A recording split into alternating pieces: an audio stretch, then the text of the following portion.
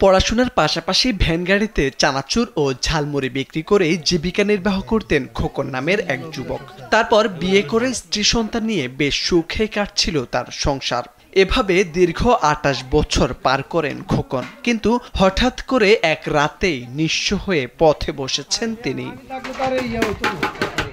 অন্য সব দিনের মতোই চানাচুর বিক্রি করতে বাসা থেকে বের হওয়ার প্রস্তুতি নিচ্ছিলেন খোকন। তাকে সহযোগিতা করেন স্ত্রী মুন্নি বেগম। তাদের জন্য রান্না বসাতে যান চুলায়। গ্যাসের চুলা জ্বালাতেই হঠাৎ চিৎকার দিয়ে ওঠেন তিনি। কিছু বুঝে ওঠার আগেই সবকিছু তছনছ হয়ে যায় মুহূর্তেই। ভয়াল আগুনের থাবায় সাথে সাথে জ্বলে পুড়ে ছারখার হয়ে যায় সবকিছু। ৩ সন্তান ও স্ত্রীকে নিয়ে প্রাণে বাঁচেন খোকন। নিজেরা প্রাণে বাঁচলেও রক্ষা করতে পারেননি ভোলা জেলার বোরহানুদ্দিন পৌরসভার ৫ নম্বর ওয়ার্ডের খোকনের শেষ সম্বলটুকু। আগুনে সবকিছু ভস্মীভূত হয়ে যায়। ক্ষতি হয় ১৫ লাখ টাকার। মোটামুটি দিন আনি দিন খাই। আজকে আগুন লেগে আমার ঘরটা একেবারে পুরো নিঃস্ব হয়ে গেলাম আমি।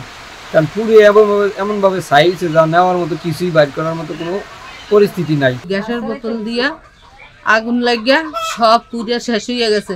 স্থানীয় বাসিন্দাদের অভিযোগ, দীর্ঘ ১ যুগ ধরে পৌরসভার ৫ নম্বর ওয়ার্ডের প্রবেশের রাস্তাটি নষ্ট হওয়ায় সঠিক সময়ে ফায়ার সার্ভিস পৌঁছাতে পারেনি। ফলে আগুন নিয়ন্ত্রণে আনতে বেগ পেতে হয়। যে ক্লাসিক মানুষ আছেন না বলা বলি করছে পাশে যাইছে আপনার নাই দেখিয়া আমার ডক্টর নাই যে ঢুকি ঢুকছে এরপরে পানি দিয়ে এরপর তো কাজ হয় নাই। আপনারা যদি দেখতে চান দেখলে অনুভব করতে পারবেন যে আমার কি আছে এবং কি নাই। শুধু আমার পরিবার বাইকে আছে আর আমার কিছুই নেই। সর্বনাশা আগুনে নিঃস্ব হওয়া পরিবারটি মাথা গোঁজার ঠাঁই হারিয়ে পথে বসেছে। এমত অবস্থায় বিত্তবানরা এগিয়ে আসলে ঘুরে দাঁড়ানোর সাহস পাবে পরিবারটি। মোরশেদ আলম, কালবেলা।